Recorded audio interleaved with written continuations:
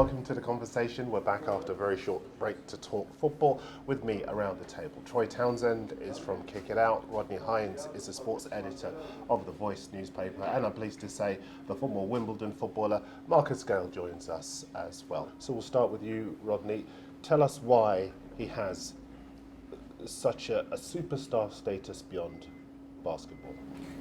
I think when you think Kobe Bryant, you have to mention in the same breath, if you like, as Muhammad Ali, Michael Jordan, because not only in his workplace, which was the basketball court, but off court, he touched lives. He was 41. He was just getting started, as far as I was concerned, and my others were concerned, in terms of what he was trying to do for young people, whatever gender they were, whatever colour they were. So he transcended the sport.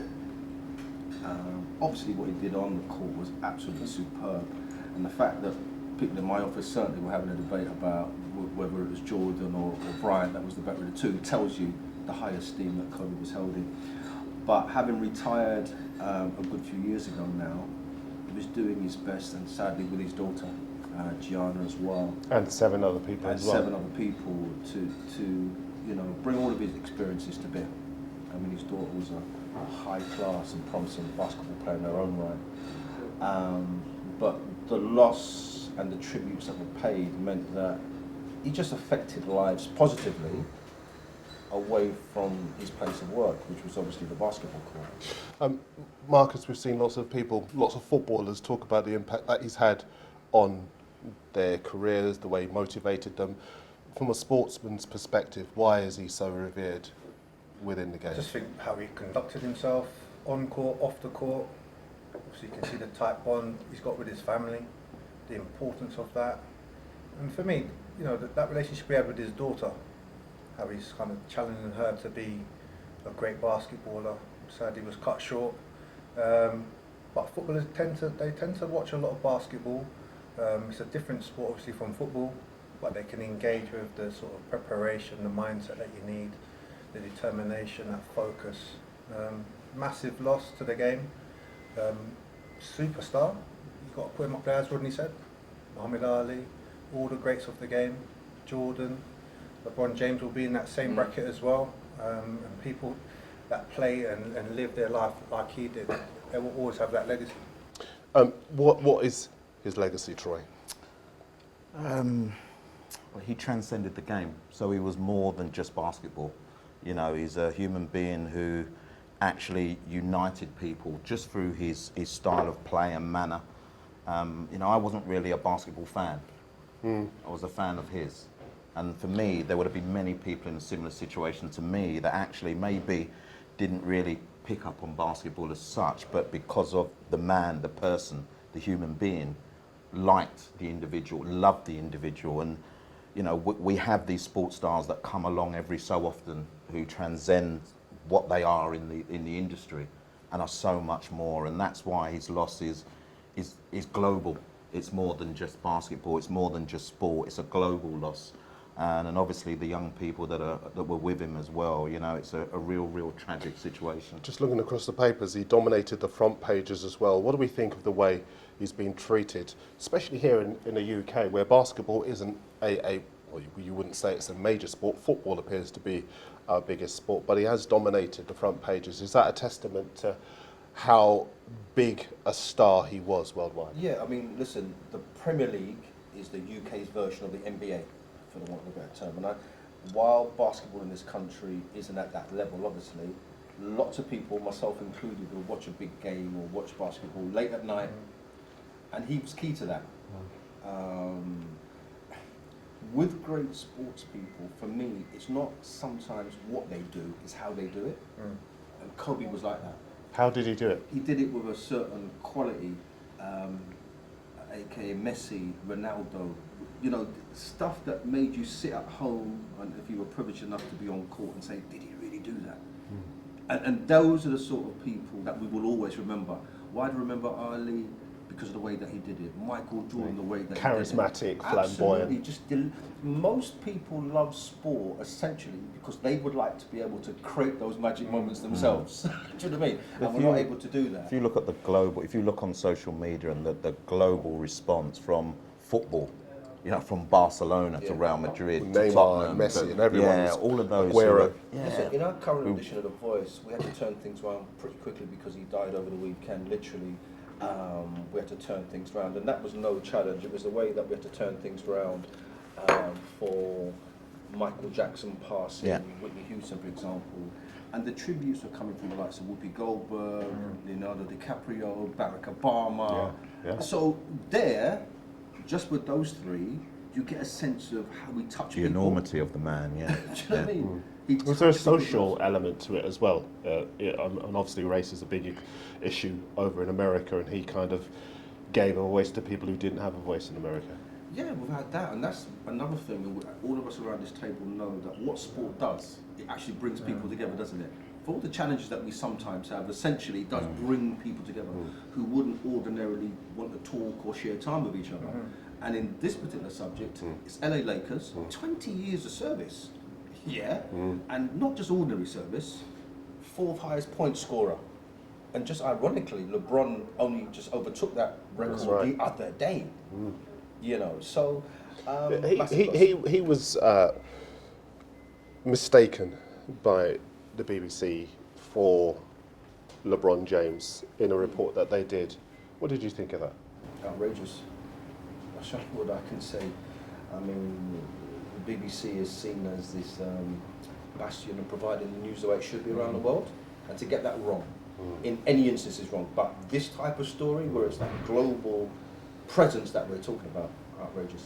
I was surprised, I have to say. I mean, because you can normally trust the BBC. There's got to be a responsibility of getting the right information out instead of just being the first ones to get the information out. Absolutely. And I think that's where the BBC fell short. They just wanted to get that news out as quick as possible. You can see on social media it was the same as well. The reports, was his daughter with him? Was she not? And you just think, you know what? Get the story right, get the truth out first, which is spot on, and then let that catch fire. Were you surprised by that? No. Why? There's always that notion of, oh, it was lazy journalism, it's only happened once, but those once always keep happening. But I can tell you, no news organisation deliberately wants to get that wrong. We get taught very early. It's not about deliberately, it's lazy, it's getting the facts right, it's getting the footage to match the facts, you know, and I appreciate that the turnover would have been very quick on Sunday night, but you have to get it right, and to get it right shows you where you are, your status. So the BBC status would now go down in many people's eyes. I mean, that story broke on TMZ, didn't it? Yeah. On Sunday night. And I saw it and I thought, you know, what I've got to do, as you would with anybody, but even more so with this global icon that we're talking about, I can't replicate that information just based on that. So I then, other sources, I had to try. And I checked 2 or 3 others, and then I was able to do my own business. So it is checking. The world we live in, we all understand that news now is click of the finger stuff, but you still got to try and get your facts right. But that sounds like an honest mistake to me. I mean, I saw it, and okay, The everyone damage is and harm saying... that it does, though, Darren, is the issue for me. What You is the can't damage? undo it either now. It's out there. The mistake. The damage is to, listen, it's an English press, but it's to immediate family. The damage is to all the people that are actually, you know, unbelievably taken aback by the incident that's happened, you know, want to get the news as it comes out, want to identify with this person who tragically has been taken away from us, and you're identifying him against another black, let's put it straight, another black basketball superstar. You know, we've seen many times that images have been put in newspapers or flagged up on social media where they're calling one name and it's the image of someone else. You know, Lukaku, Stormzy, you know, Wan-Bissaka when he was at Crystal Palace used to be every other black player but Wan-Bissaka. You know, and we can't continue to have this happening and while still supporting these outlets. Someone has to be held accountable. If we do something wrong in our industry, in our jobs, we will be held accountable for that, whether that's through whatever punishment that is or finally losing our jobs. You know, we're not asking for people to be losing their jobs, but we're asking for people to do the job correctly, particularly at a poignant moment that was. Why does it matter? It does matter. Why? Truth and information matters because it has such a detrimental effect. But not truth and information. That's a Yeah. given. Why does this issue that Troy is raising matter? This is an iconic figure, but you shouldn't have to be an iconic figure to get the truth about you right. Yeah.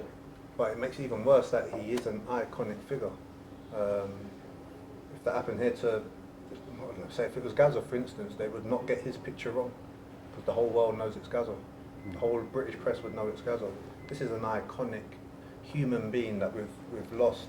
That's gonna, it's gonna take some time for people to get over this because it was so quick and shocking. It's going to affect people for a long time. Rodney? Yeah, got to agree with that. I think in the pursuit of social media and online, the facts sometimes get buried under speed, and speed means things can go wrong. Mm-hmm. So it was an innocent mistake. I have no reason to disagree with that. But you still got to get your facts right. I agree. Rodney, have you ever used the wrong picture in all your time? How many years have you been at The Voice now? This will be my 20th year this year. 20 years We're at The having a Voice. celebration later on. Yeah, we'll celebrate later. No, 20 years at The Voice. Have you ever Within my seen the department? paper On sport? use the wrong picture? I'm sure. Of- Yeah, it has happened. Yeah. So it is entirely likely that it could be an honest mistake. No doubt. Honest mistake. Yeah. So you sympathise? I do sometimes. Yeah. Arsenal, 2-0 winners at Bournemouth to set up a fifth round tie at Portsmouth. Jordan Jarrett Bryan was there. Here's his video response. 2-1 win against Bournemouth in the FA Cup. Good result, good to go through. I thought it was a brilliant performance. I think under Arteta, I'm seeing progression in terms of the energy in the side. I thought there were some brilliant patterns of play offensively in the first half in particular. We get some players back. I think Arsenal can really kick on. I do think in terms of the league, the top four is gone. But I think there's more important things to look out for regarding Mikel Arteta and Arsenal, i.e., who does he want to take into next season and who needs to go? And I'm hoping that he's using this next 4 months to work that out and implement his style of play and almost treat this now as a pre-season before the pre-season. But good win for the Arsenal. I'm seeing slight improvements, but a lot of work still to do. Thanks, Jordan. So he thinks that Arsenal going in the right direction. First question, Marcus. With the FA Cup, you know all about that competition from your time at Wimbledon. Will it make up for Arsenal's disappointing first half of the season if they were to win it? I would say so. They're a long way from the Champions League. In that transitional period with the managers, so the FA Cup run would, wipe away some of the errors of the early part of this season. But they're on a long journey. This ain't just this season. It's been going on for a few years. Where they need to find their identity. They need to recruit differently as well, because they're just recruiting for recruitment's sake, I feel, and just getting players in instead of getting the right sort of players in to fit their model and how they want to achieve it. So you were part of a Wimbledon side that was renowned for being able to roll their sleeves up and fight. And when I look at Arsenal now, I do see a side prepared to fight under Arteta. Do you see that as well? They look more willing to do that than they were under Emery.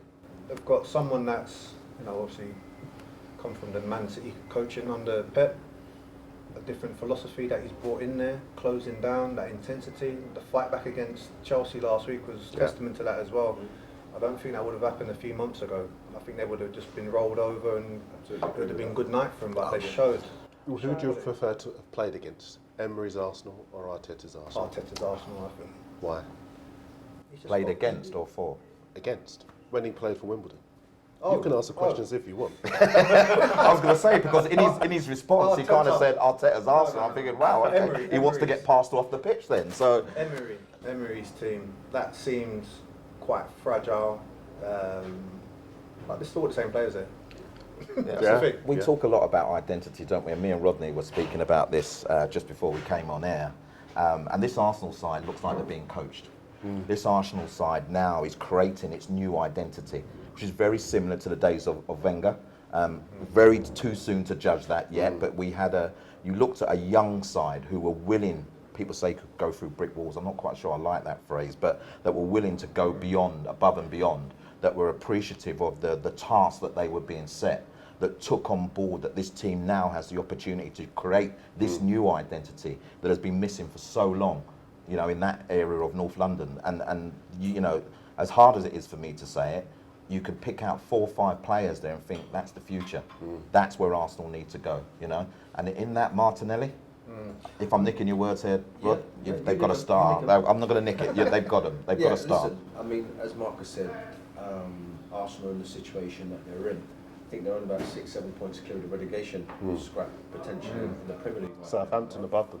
Yeah, absolutely. The likes of Newcastle, Sheffield United are higher than them. But Arsenal have suffered from years of neglect in terms of that squad and the quality. Myself and Troy, before we came on air as such, we did talk about the young players that are there. I think it's belief as well. I mean, obviously they were being coached under Emery, but the belief levels were different. Marcus will know much more so than I, you know, when you have a coach that you believe in or you don't, how you perform. And for Arteta to come in and, what, a month? You've seen it. Unfortunate not to beat Chelsea at the Emirates, run out of steam towards the end. Good win against a pretty ordinary Man United team, but the job was still done. Getting a point against that same Chelsea team with 10 men, fantastic. And then going to Bournemouth and getting a FA Cup result. Well done to him. And I think the best is yet to come. So you guys are all very positive, but they're still conceded in 6 out of 8 games since he took over. So if you're playing against them, you're a striker, you can still score goals, you still fancy yourself. Yeah. Bournemouth shouldn't have been in that game in the second half, and yet they managed to get a late Not goal. going to turn it around overnight, though, I don't think. No, but that back four still needs that rigid sort of nature to it. I think any team that you see with David Luiz in the pack, you're going to think, you know what, I might have a chance here. I think I will have a chance here. It's up to you to capitalise on that. What does he do that so gives you the confidence that you can I take just think advantage? he possibly just lacks a little bit of concentration at key moments. A little bit too risky, but I think you need risk and reward at the same time. Yeah. But as a centre half, you don't want your centre half risking anything in possession and stuff like that. So I think he just gives the opposition a little chance to maybe nick it off. But one thing is, you talk about your young players, and we talk about our young players, and we say we want them to have discipline. Do you know what I mean? Yeah. You're looking at a senior player that doesn't have that discipline. So you're talking to the young players demanding discipline as an element of what they need to bring to their, you know, to be able to play for a team like that. And you've got a senior player that doesn't have that. But that's And yet decision making. and yet you talk about that senior player, and I understand him as in a different team. He's got more medals individually than the rest of that squad put together. So there's something good there. Yeah, but then the reliance comes on him to do the right thing and to show people around him, to galvanise. The best centre-halves are the ones that may not play the game in the manner that some want them to, but galvanise the person next to them. You look at the partnerships, centre-half partnerships, it's a two-way process, but there's one dominant person in that centre-half partnership you actually align to and go, do you know what, I know what my skills are. I'm not quite sure we've got that in David Luiz. And it's hard to be very critical of a professional footballer for their trade, but actually, you know, he's let them down. The mistakes have been varied. Yeah. Rodney, what's most likely for Arsenal? FA Cup, top 4, or the Europa League? It's going to be one of the cups. Europa League is doable. Got to a final last year under the same said Emery. And flopped in that final against Chelsea. And obviously the club has a great FA Cup tradition. You know, towards the end of the Wenger years, when, you know, it was pretty ordinary. They won, I think, 3 cups in 5 seasons. So, and Arteta, I think, lifted that trophy as an Arsenal captain on one time. So Quickly, top 4, Europa League, or the FA Cup? FA Cup for me. I don't see the cups. Really? Unless the opposition, so the big clubs, field the weakened teams that they have. But if they come up against a Manchester City or a Liverpool and those teams want to win the game, they win the game against Arsenal. Okay. The Liverpool manager Jurgen Klopp has said that neither he nor his first team squad will be present for their replay in the FA Cup against Shrewsbury. It takes place next Tuesday, February the 4th, during the second week of the Premier League winter break. Is he right not to attend that game? I think I can understand if his team are not there and he plays a second string. For the manager to not be there, I don't think it's right. There are lots of managers who don't take charge of Carabao Cup games. What's the difference? They should be there. They should be there. You think they should be there? You're a manager of a football first club. team, you should be there. And you know what really winds me up with this particular subject? That you're there at the World Club Championship. your World Club Championship final. Yeah, all very glamorous, brings in loads of money and attention for the club. Will sell lots of shirts because they actually won it. You've got to pay respect to this scenario. I mean, listen, player welfare is important, hence you can then play your second string, and it's a very good second string, by the way. But for the manager not to be there, not for me. I'll come to you in a second, Troy, but why does it matter?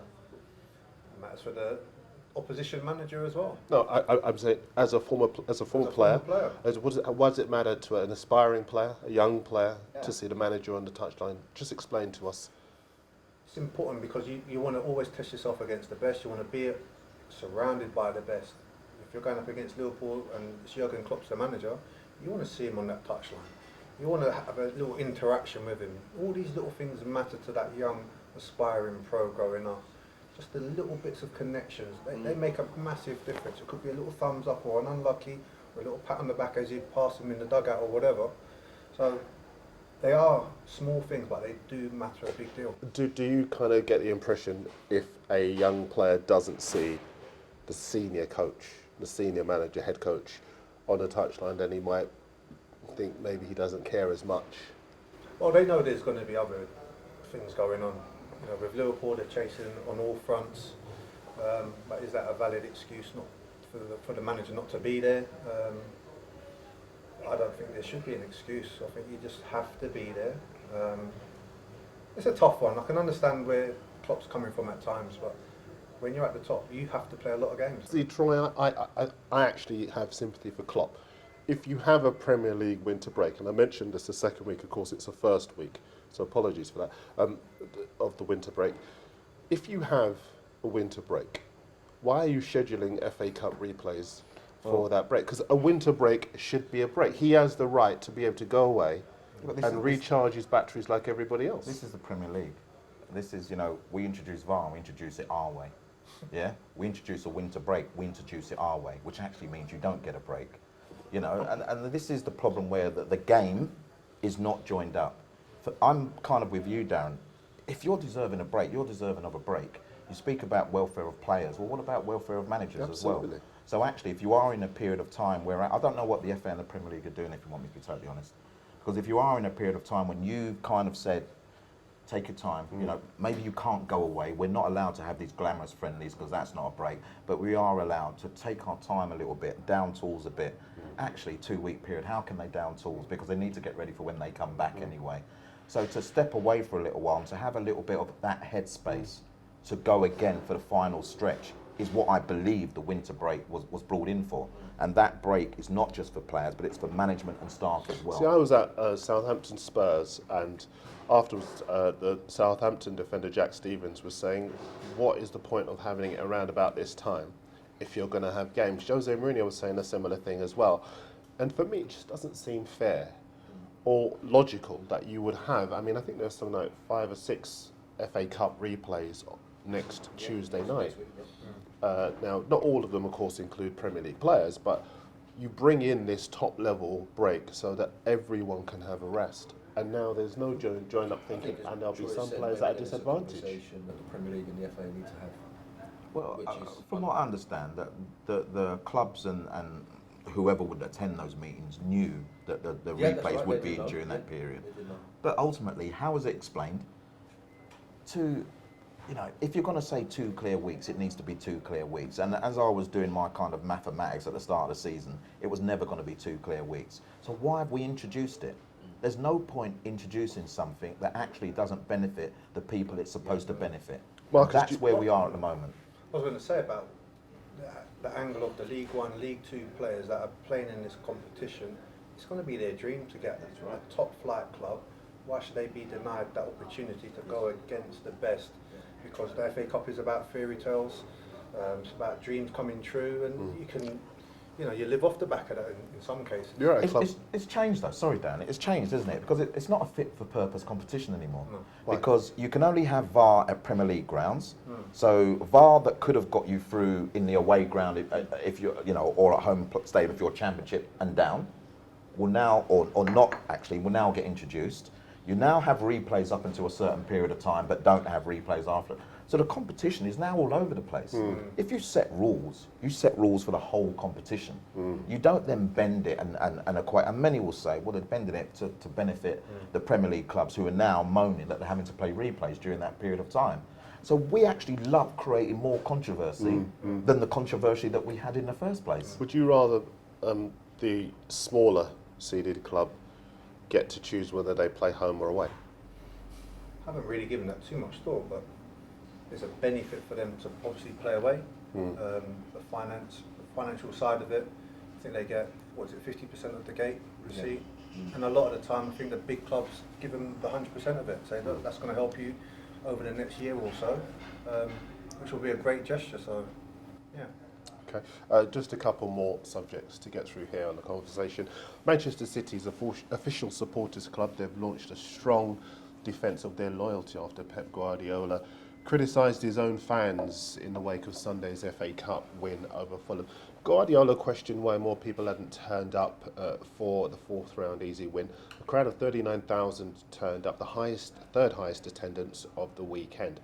Is Guardiola being unfair? I think he's been unfair, yeah.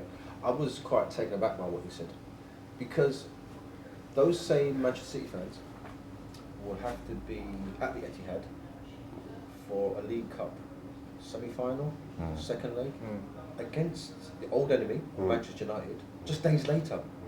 You know, we've all just come out of the festive Christmas period, which is expensive enough as it is. We keep trying to poke football fans in the eye, as far as I'm concerned. There's only so much money that can go around. So they're cherry picking what games they want to go to. And with all due respect, as the result proved, there was a percentage of them that believed, quite rightly, that Fulham would be taken care of. It was a stroll in the park, and are more focused on the local derby, which will lead to another potential final. Off to you, sir. Now go on. No, I agree with what he says. You know, you can't. It's January. You've just come out of the Christmas period. Wages are, you know, they're stretched. The resources. If you're taking a family of four, how much does that cost to bring your family to a game? It's a difficult one. I don't think Pep should be coming out and saying that. You know, especially from his sort of ivory tower on X amount of money he's on a week. It's easy for him to say, I can go to every game. I've been to games at the Etihad and it's never full anyway, and he doesn't criticise it at that period of time, and it's a very quiet stadium a lot of the time considering the football that's on display. So actually, you know, you do have to take stock at sometimes and realise the situation that, you know, fans would be in, and the fact that, you know, there's times like an FA Cup tie which has been devalued anyway, the competition. Fans, you know, they're going to pick and choose when they want to turn up and when they want to go. It's their right. Moving on, a new report's found that Black and Asian people are falling short of official physical activity, whatever that is, because of deep-rooted inequality and discomfort talking about race in sport. Here to decipher all of that is Rodney Hinds. Rodney, what does that mean? I'm not sure. Sport England have done this survey, and they are saying that Black and Asian people don't like talking or participating in sport. Have I got that right?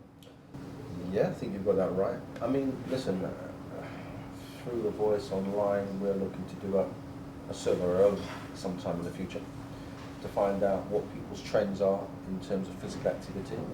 I think sometimes we have been tainted that we don't do enough exercise and our diet doesn't help us either, but we will look into that. It's something that, you know, we've got on our wish list for 2020, just to provide a survey where people can answer those sort of questions. I have 2 sons and 2 daughters. All of them take part in physical activity up to 3 times a week. They're cleaning me out, actually. So I'm not following this. You played sport. You've got son who's involved in sport. Well, I've taught sport as well, so I was a teacher, PE teacher for 15 years. It'd be interesting to get the background info. So it's very hard to be too critical, but it'd be interesting to get the background info, because ultimately during my period of time, which was 15 years teaching in sport, you couldn't get them to shut up about what they were doing in the playground and you know, whether they're on the sports teams and how they achieved getting into these teams. Because for many black and ethnic minority children, it was their outlet. They wasn't seen as bright enough to be academic, you know, go through the academic circles, many young black children. You know, so actually sport was the vision of where they could actually... But not even that. I mean, I think even with some kids, even though they are academically capable, they see career paths for themselves in sport. Much more so now than ever before. I think when I was teaching, they weren't treated that way, academically bright. I'm sorry.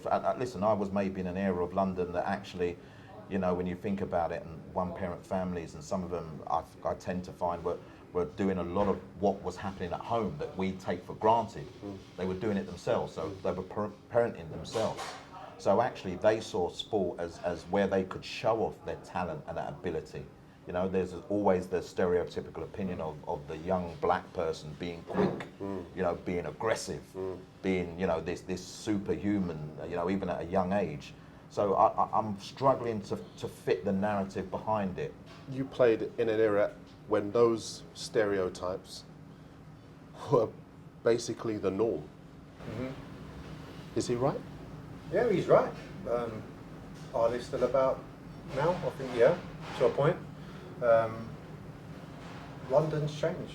Britain's changed as well. You know, are the streets safer? Are parents wanting their kids outside of the home? And they probably want their child more indoors than outdoors in this current climate, because they know where their child is, instead of being outside and you don't know who's around them or what sort of people could be lurking around. So it'd be interesting to find, as Troy said, like the root cause of this report and see how they found it. It's a key point, isn't it? Because I think you're right, parents want to keep their kids safe, and so if they are going to take part in sport, it has to be in a controlled environment. Yeah. You can't just go out as we used to when we were kids and play on the street or in the park. Do you find that is preventing kids from going out, and they're probably more likely to be found in front of Xboxes or PS4s? Yeah, well, technology has a big part to play. You can do absolutely everything on a device now, so that stops a lot of the younger generation getting out and being physical. You need to... A question to all of you, why is that any different for black and Asian kids than it is for white kids? Because I don't see there to be any difference. I don't see there any difference either. It shouldn't be. I don't think you're going to get a challenge from all of us around the table on that, to be totally honest. I think we're living in a period of time, as Marcus has identified, that it's very difficult for our young children, you know, to knock on a friend's door, take the ball, and go and kick the ball out in the front garden or you know, over in the road. We're not in that period of life anymore where there is that freedom for young people to be free. Hence why they are kept inside a lot more. Hence why you provide them with the tools to enjoy interaction via, you know, the platforms that there are available. You know, but there are a number of increasing opportunities through those people that provide sports provision after school or sports clubs and stuff like that. But as you've quite rightly said, there's a financial implication to all of that as well. And if you have more than one sibling, you know, it could be quite expensive. So I think the government needs to fund a lot more in terms of that provision to make it easier parenting that, and also a safer environment. You know, when they took away youth clubs, I don't think they really realised what they were what they were doing. But the impact of no more youth clubs is systematic to what's going on today. Yes, we don't provide young people with opportunity. There's a kind of renegade against what the system is, and then you go out and do your own thing, and unfortunately it's leading to more trouble for There's our a young hypocrisy, people. isn't there, where Yeah. with the good accounts from the government, they take away playing fields and all the areas where kids can play, and then they launch these drives to get kids playing again. Hang on a minute, you stopped us in the first place. Listen, the Xbox mentality is great, but that denies them other skills, getting out and expressing themselves to the wider world. But physical activity is important, hence I say we will do a survey via voice online to find out what the trends are, not just for young people but for older generation as well. Not everybody needs to take up physical activity to be a sporting superstar. It's that recreational, healthy, well-being scenario that we've got to look at as well. So let's find out what the trends are, and then let's address those results and see how we can encourage people to maybe go power walking or join at a gym, etc., etc. Now this time of the year, people are still getting rid of that Christmas festive. You're hangover. not. No, I don't need to. I don't need to. But I run and I enjoy it. Yeah. You know, much more so for the headspace than maybe the physical. I was going to say, like the mental health The side mental of it health as side well, of things when is you're important. physical, that really does help clear your mind and Yeah. refocus it, and it de-stresses you as well. So Absolutely right. I would be worried about that generation of young people not going out physically, doing something. I'd worry about their mental state just by being at home and isolated at home on a gadget, because you're not interacting with another human being. We're supposed to be interacting with each other at all times. Yes, the devices do help us do that in a private way, but I feel it's better to actually get out, interact with people face to face, and deal with what's ahead. Mental health, one of the many subjects that we're going to take on the conversation in the coming weeks. But for now, thanks to Troy Townsend, Rodney Hinds, and Marcus Scull, and thanks to you for watching, and we'll see you next time.